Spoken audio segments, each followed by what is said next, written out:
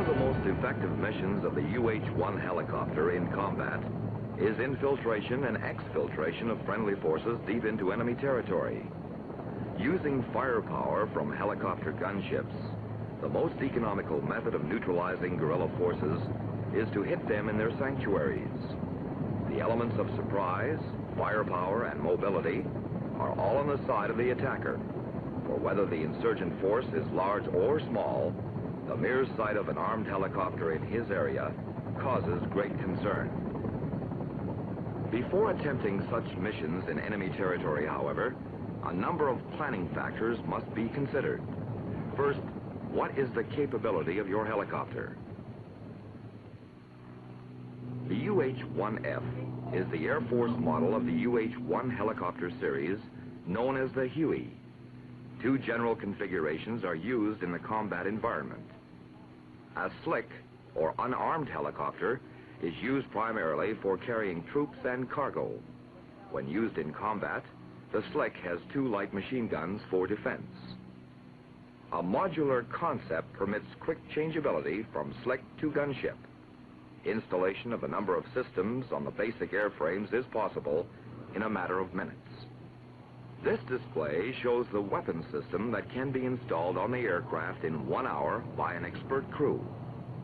With these systems, the slick aircraft becomes a gunship. In the gunship configuration, the UH-1F is an armament platform carrying two LAU-59 rocket pods with a total of 14 rockets and two pintle-mounted 7.62 miniguns, which can be fired at either 2,000 or 4,000 rounds per minute with a total of 12,000 rounds. An armament panel to fire the guns and rockets is located in the cockpit, on the console between the pilot and co-pilot. The gunship also has armored seats and self-sealing fuel tanks. With guns and rocket systems installed, fully loaded and fueled, with aircrew, gunners and their equipment, the UH-1F weighs 9,000 pounds. With this load, you are operating at maximum gross weight. With a full fuel load of 245 gallons and one pilot, however, the weight is only 6,500 pounds. The armament system is simple but effective. The rocket gun sight folds down in front of the pilot as he prepares to fire. If a gunner gets hit, or if the pilot can more easily fire along a trail, or wants to estimate where the rockets will impact, he uses the forward fire position. In the forward fire position, parallel to the axis of the aircraft, the guns are locked in this position, bore-sighted to the pilot's gun sight. The bore sighting is done after the equipment is installed. The change from side fire to forward fire position can be made anytime. The gunners can quickly accomplish in-flight maintenance of the gun. Storing weapons inside the aircraft, with doors closed, permits an increase of approximately 7 knots in airspeed. Pilots who have flown the Huey in combat consider it a very effective and reliable weapon system. It is also used by the United States Air Force's Southern Command to train pilots and air crews of the Air Forces of the Americas. Courses are taught at Hurlburt Air Force Base in the Canal Zone and are also presented in the home countries by mobile training teams. Tactical missions are accomplished using armed and unarmed helicopters. Most missions require the use of both. Infiltration cannot be planned without thorough reconnaissance of the landing zone, surrounding terrain, location of friendly and unfriendly forces, and location of possible enemy ground fire. A landing zone for a covert infiltration mission should have these features. It should be a small clearing, not obviously usable by a helicopter. It should be several kilometers from population. It should offer immediately available cover for the infiltration team. It should not be close to well-used trails. Likewise, it should not be adjacent to a river. Very large clearings may be used only if terrain features offer appropriate cover for the aircraft and the team. Make every attempt to locate an ideal landing zone. Also select an alternate LZ, at least 2 kilometers from the primary, in case you are shot out of your first choice. Planning begins when the pilot and the patrol team leader discuss the area to be infiltrated and decide the best area in which to locate the landing zone. Aerial photos, maps, and even rough drawings may be used to plan the reconnaissance and minimize actual flights over the area. During your reconnaissance, it is best to fly once over the area at altitude and select your LZ. Lingering over the exact area may alert the enemy. Helicopters may be a rare sight in your reconnaissance area, so do not draw attention to any area less than 7 to 8 kilometers square. If possible, make your reconnaissance look like a routine cross-country flight. The enemy can easily deduce your intentions if you are careless in your approach to or reconnaissance of the landing zone. The enemy is more familiar with the terrain than you are. Don't underestimate his intelligence. It is often necessary to plan a flight path at treetop level to an intended landing zone. At this altitude, you are less vulnerable to ground fire, and the enemy is less able to determine your intentions. It's hazardous to stay at treetop level any longer than necessary in the event of engine failure. With visibility limited, navigation is very difficult and possibly inaccurate. Always take advantage of terrain features. For example, fly just below ridge lines, crossing the ridge lines at 90-degree angles. To avoid enemy fire, keep away from traveled roads, valleys, rivers, and prominent hilltops. A variety of techniques may be used to infiltrate a team into enemy territory. Remember, the enemy may have landing zone watchers among the villagers or in the local militia. They can call for reinforcements and report your landing by radio, by gunshots, or by other means of signaling. Watchers may be stationed in trees. Confine radio transmissions to a minimum and encode them as much as possible. Whether you are making a high-level or a low-level insertion into a landing zone, the best gun coverage is with the gunships in trail position.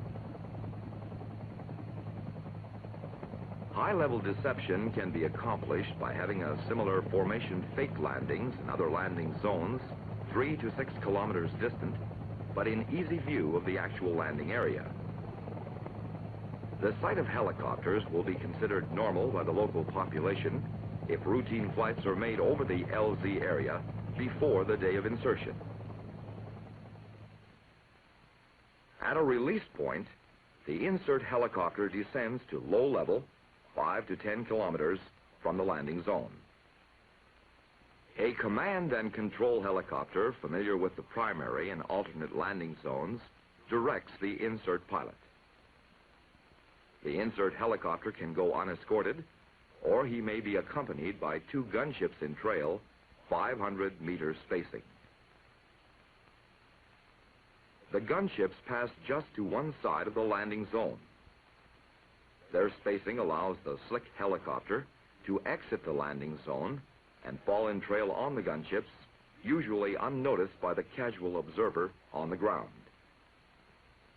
After exiting the landing zone, the helicopter should remain on the trees for about 5 kilometers.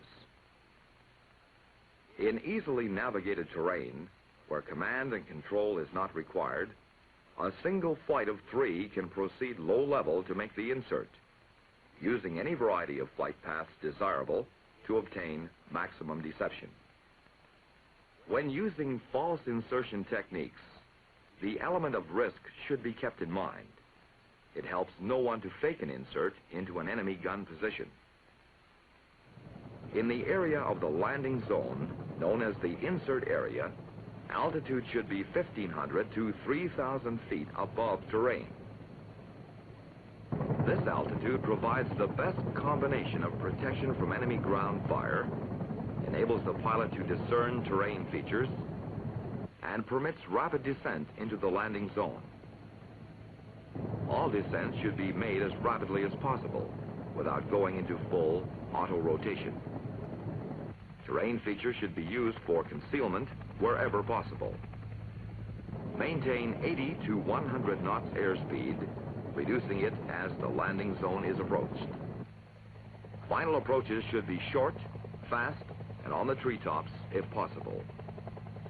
Vertical descent into the landing zone must be slow and cautious in order to avoid trees and stumps.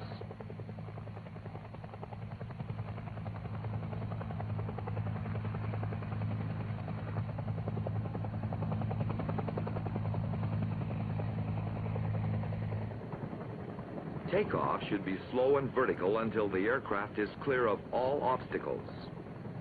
Leave the area at treetop level for at least 2 kilometers. Then a maximum performance climb to altitude. Use the same precautions as before. Cross ridges at a 90-degree angle. Vary heading to avoid flying down valleys and stream beds. Build airspeed to 80 or 100 knots as soon as possible.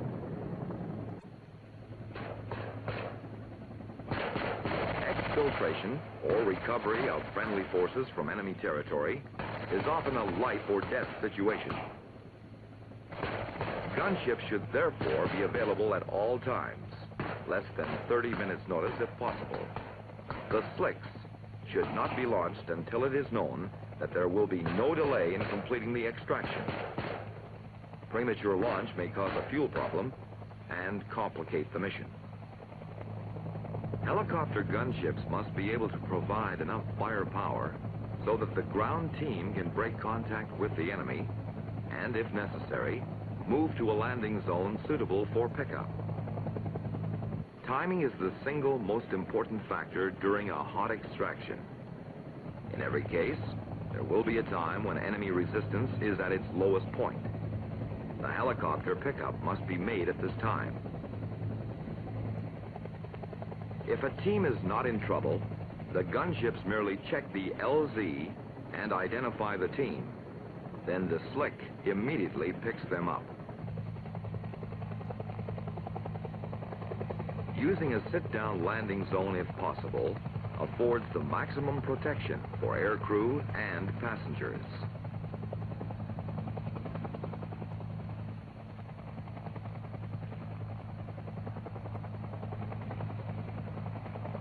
If a sit-down LZ is not available, locate an area where rope ladders or the McGuire rigs can be used.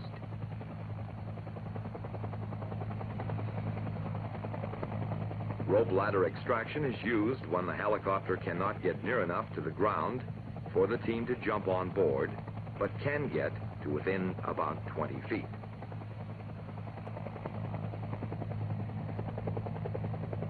No more than one man should be on the ladder at a time.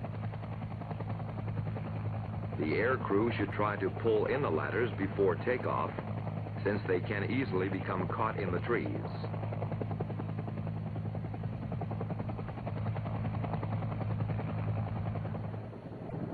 If the aircraft cannot get close enough to use rope ladders, then the McGuire rig is used.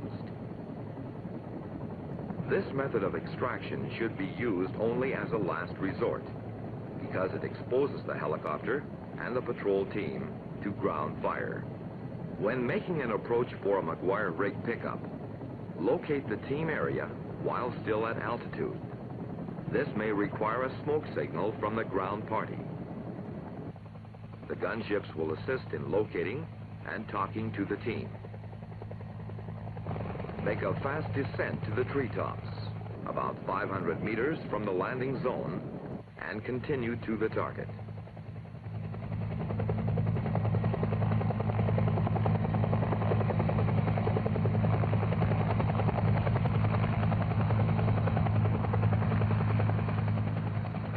the landing zone, when you have located the team, lower the McGuire rigs. Use the treetops to conceal your aircraft while hovering.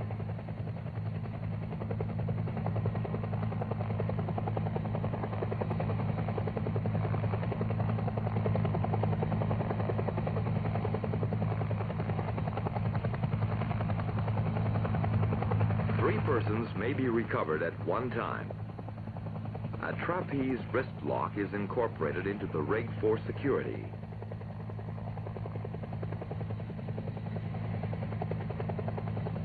When the team gives the all clear signal, the pilot begins a very slow vertical ascent.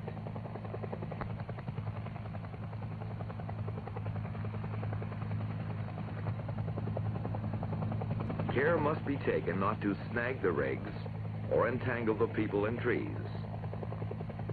Coordination between the pilot and crew chief is critical at this point. When the rigs are clear of trees, start building airspeed to a maximum 50 to 60 knots and continue climb to at least 2,000 feet above terrain. Do not exceed this airspeed, or the extreme stress placed upon the McGuire rig passengers may cause them to become unconscious and possibly fall out of the sling. Fly the team to the nearest relatively secure point available for landing. Come to a hover while they are still about 100 feet off the ground.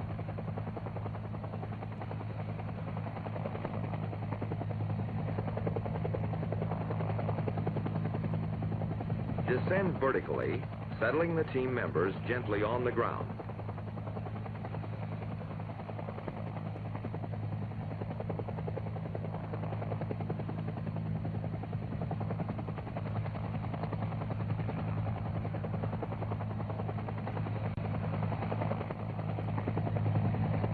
Remember, the maximum time anyone can ride the McGuire rig before complete exhaustion is about 30 minutes.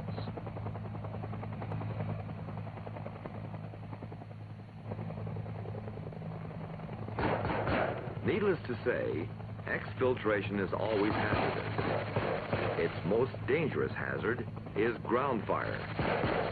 The most consistent hazard is confined area operations. Blades can strike trees and cause quick, disastrous damage.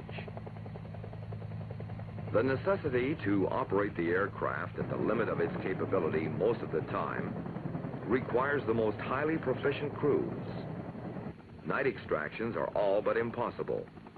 They have been accomplished with the use of flare lighting of the LZ, but the operation is always very hazardous. Helicopter units operating for extended periods of time at forward locations away from their home stations require continued logistic support. Resupply is usually accomplished with fixed-wing transport aircraft. In locations without airstrips, however, such missions are performed by helicopters flying to the nearest resupply point. Heavy, compact items are carried as sling loads.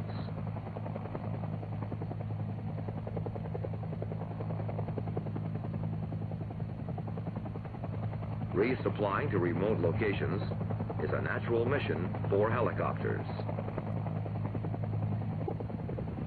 The versatility of the helicopter and its ability to land almost anywhere makes it an ideal supporting vehicle for remote areas and transportation of medical supplies and teams. The helicopter is also most effective in moving construction materials to remote sites. Floods, erupting volcanoes, and forest fires all require disaster relief, and the helicopter is ideal for the job. In addition to its importance in combat, medical evacuation by helicopter has been extremely successful in Central and South America.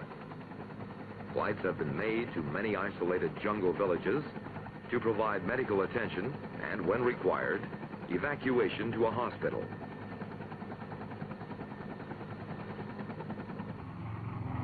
The Huey performs a variety of medical evacuation and search and rescue missions. Medics, crew chiefs, and pilots are on 24-hour alert. Rescue missions include hoist pickups over land and water, day and night. Night over water pickups can be made with flares dropped from a C-47 and floating flares dropped from the helicopter.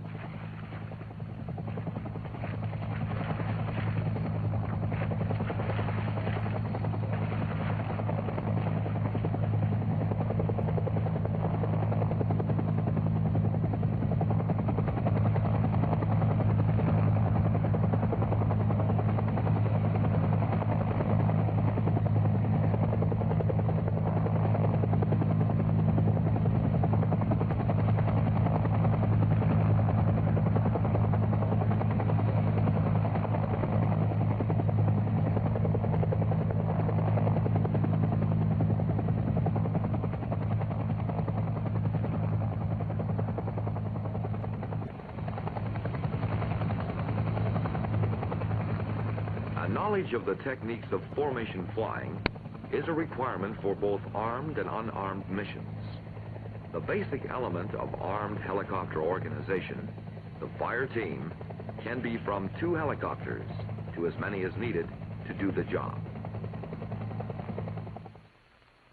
The fire team leader establishes the axis of advance, or the direction of attack over terrain most favorable to the team as a whole.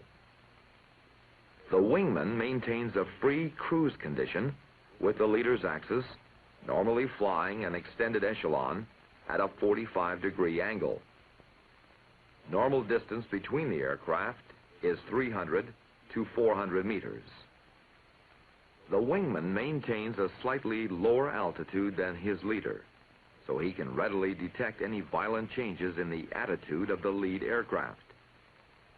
He also maintains whatever position is necessary to mutually support his leader by fire and observation. 2 aircraft never traverse the same ground track because observation as a team is reduced. Also, the entire team would be in line of fire from the enemy during target attack. For this reason, a wingman never flies directly behind his leader. 2 aircraft traversing the same ground track would also be a mistake during reconnaissance. The hostile force would be alerted by the passage of the first aircraft and could either take cover or fire upon the second aircraft. In general, you should avoid firing until the friendly forces are positively located. This is especially true in fast-moving situations, or where you are required to furnish fire support with no prior knowledge of the ground plan. If flying must be parallel to tree lines, it should be conducted 50 meters inside the tree line, that is, over the trees at low altitude, to take advantage of all available cover and concealment. Remembering these guidelines, observe how a typical exfiltration mission is flown in a simulated combat environment.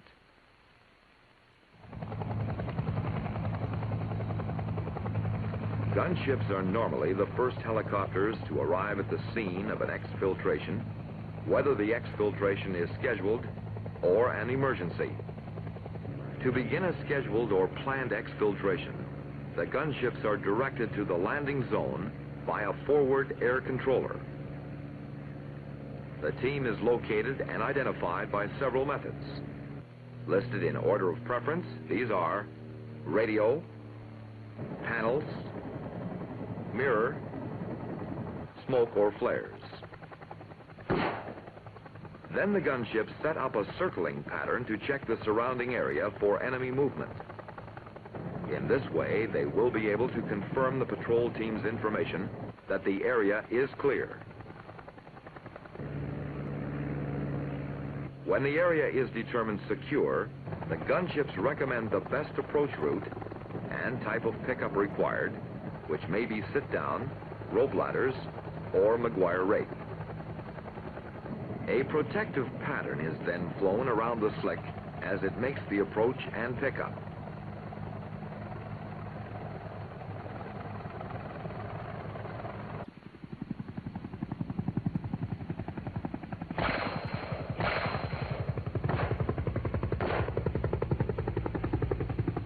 If a patrol team is compromised, that is, discovered by the enemy or under fire, emergency exfiltration is in order.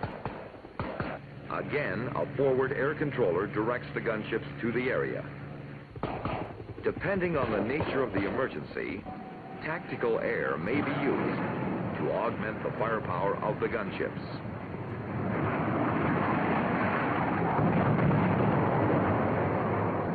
Attack patterns are flown over the area to suppress enemy fire. Air speeds and altitudes will vary on each pass. As a guideline, a minimum airspeed should be 60 knots.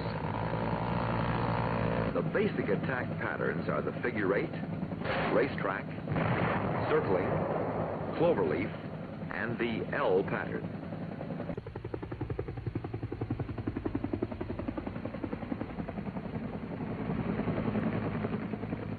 A figure 8 pattern is very effective for support of small ground units.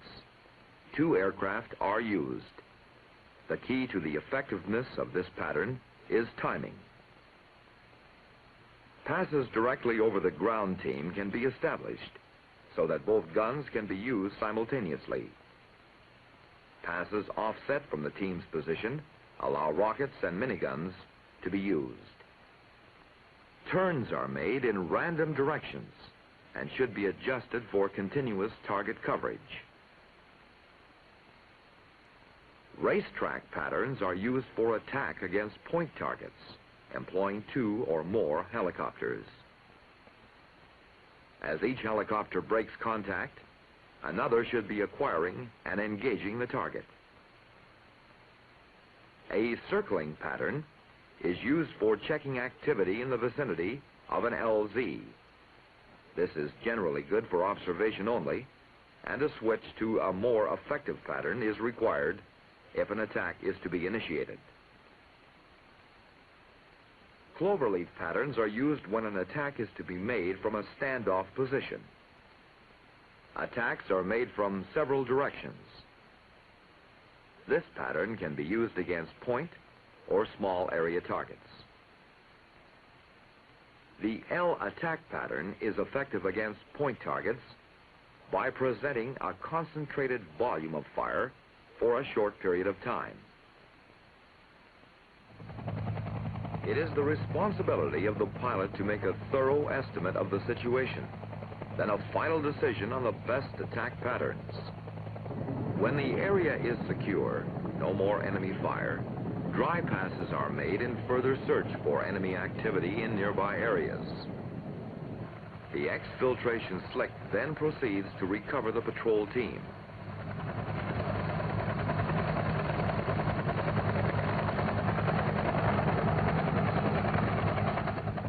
Combinations and variations of all the basic patterns afford the armed helicopter pilot great latitude in planning an effective attack. The gunships resume their fire. Additional protection is needed.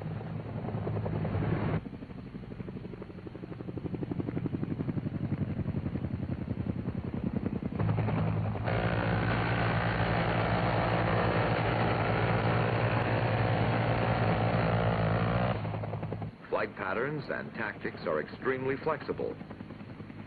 They can be varied according to terrain, weather, or enemy activity in the area.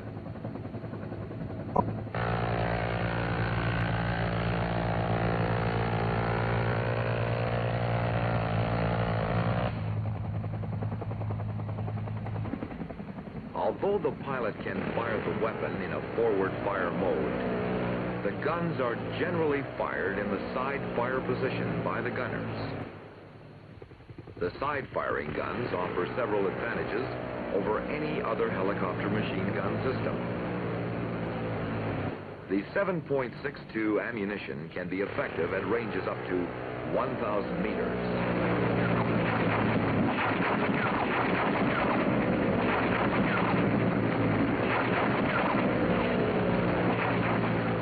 However, this system lends itself ideally to much closer support. With experienced gunners, concentrated fire can be directed by troops on the ground to within 5 to 10 meters of the friendly forces. Two targets can be engaged simultaneously since the guns operate independently. With this extreme accuracy and 4,000 rounds per minute rate of fire from each gun, the minigun system is indeed a formidable weapon. Remember, however, that crew coordination is the key to success. The pilot gives the command to fire, but only after all crew members acquire the target.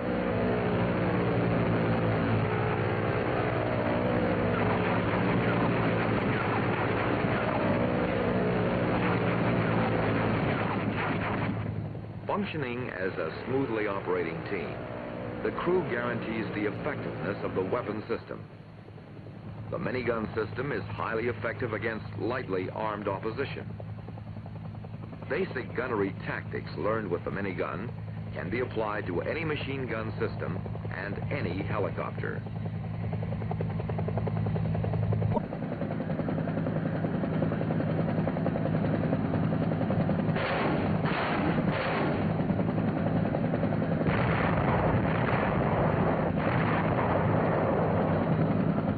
The 2.75 FFAR folding fin aerial rocket is ideally suited for firing from helicopters. It gives the helicopter a standoff capability of up to 2,500 meters against a lightly armed enemy.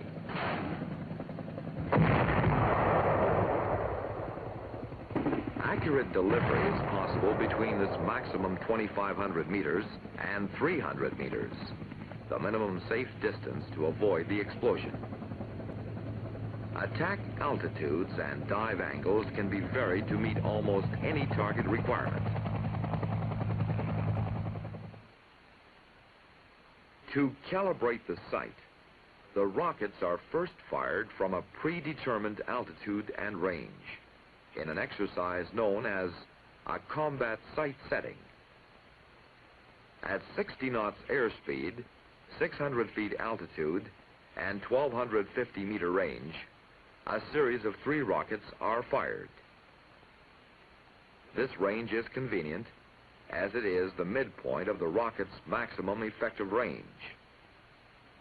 After each rocket is fired, the sight pipper is adjusted in elevation to the burst. 3 shots are generally sufficient to get an accurate sight setting. It is important to establish the same flight conditions on each pass. The power required to hold 60 knots in level flight is used during the diving run, while each rocket is fired. With the sight adjusted, subsequent targets are engaged with no further changes in the sight setting.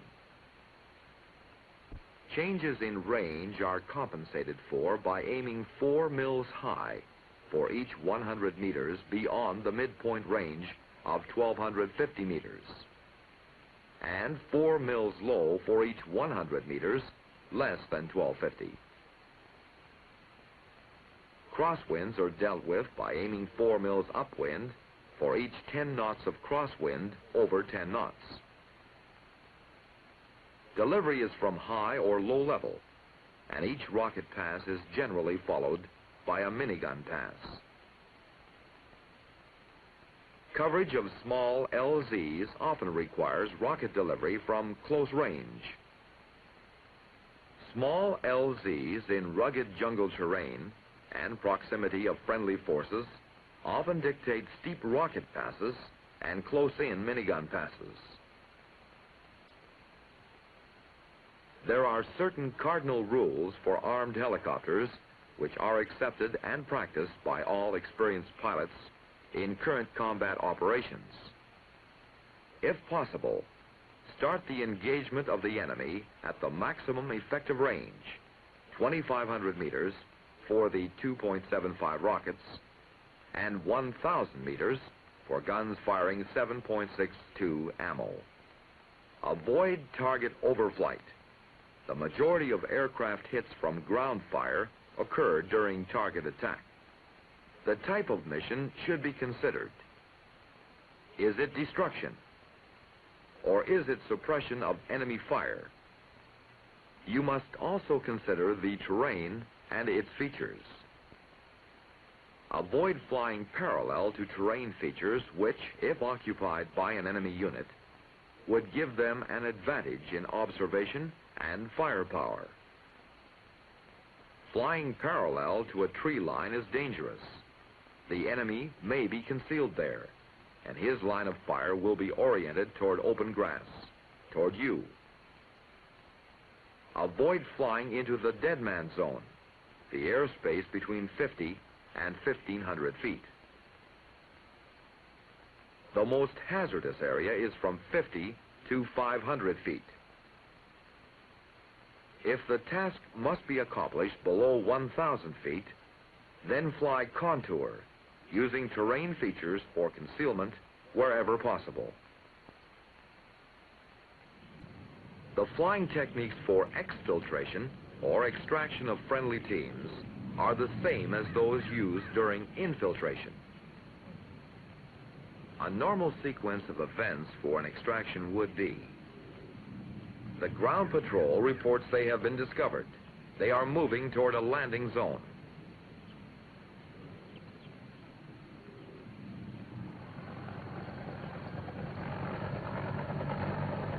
An airborne controller launches his U-10. He will assist in directing the team to a landing zone where they can be picked up. He will also determine the seriousness of the situation. Gunship crews get ready for immediate launch.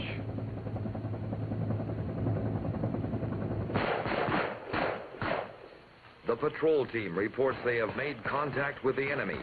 They are running.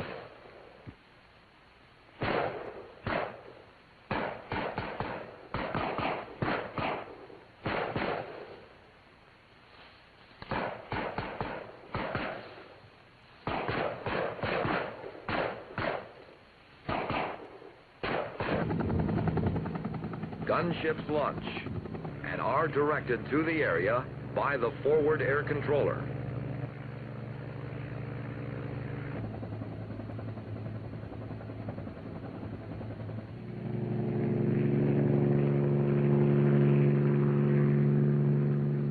Guided by instructions from the ground team, the gunships strike the enemy.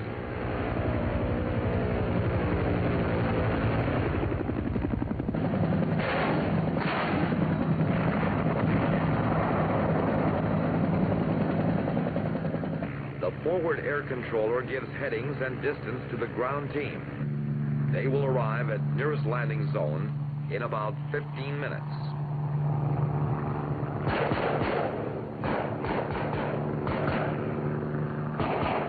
The airborne controller launches the slick for pickup.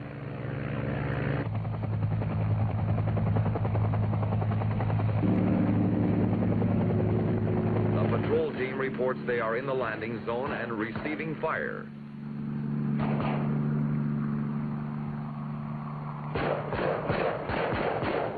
Gunships attempt to suppress enemy fire with miniguns and rockets.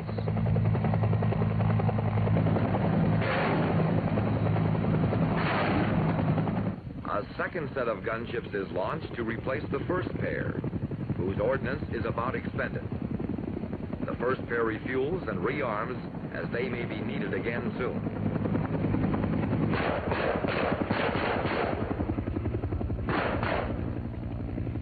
The patrol team reports from the LZ. There is no further firing from the enemy. The gunships confirm that they are not being fired upon. They call the pickup helicopter in to recover the team.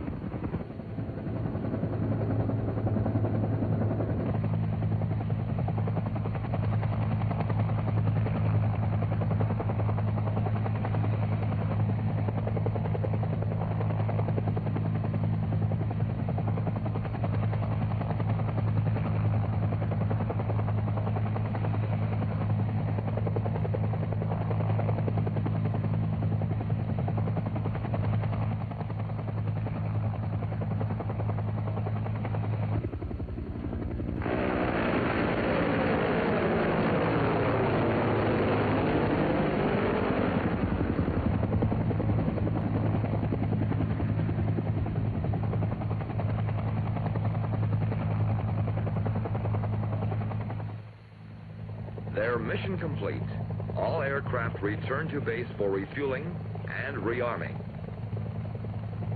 The versatility of the Air Force helicopter, its ability to land almost anywhere in remote areas or rugged terrain, its reliability and firepower all make it a formidable weapon system. The Huey is unexcelled in a counterinsurgency role.